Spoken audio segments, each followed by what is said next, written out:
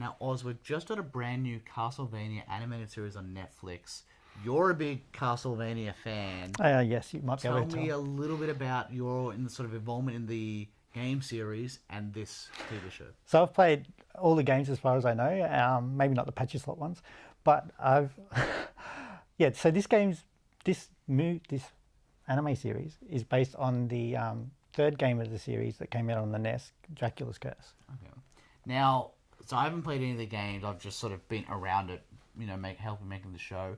But it is very much about. It starts off with Dracula, his involvement in the human world, how he interacts and molds it, and then it sort of becomes more of a shadowy figure, and we introduce the other characters after that. Yeah, such as iconic Belmonts, who are a monster fighting family of long lineage through the history of the Castlevania world. So Trevor's introduced in the second episode, and there's a couple of other characters introduced in the third and the fourth. I think you don't need to have played in the games. This is so the animated series is written by Warren Ellis, who's a great comic book writer. He does a very good job of introducing you to the characters in the world while doing quite funny jokes and some nice moments. But for fans of the games, yeah, there's a lot of fan service if you look for it. There's a moment where Dracula teleports away in a column of flame, and that's how he operates in boss fights.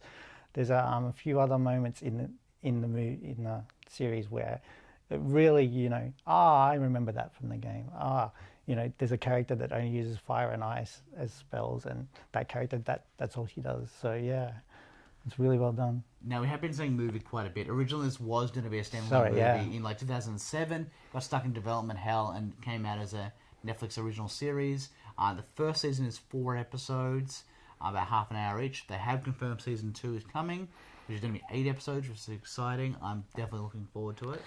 Yeah, and I'm looking forward to hopefully them getting the license to use some of the original music from the games, because this series doesn't have the same musical impact as the games do, and the games like Symphony of the Night, Rondo of Blood, they play on that music being integral part of the game, and I'd like to see some of that music being licensed for the second season. Yeah, I think my only real interaction with the Castlevania music is like from the video games live event. Yeah.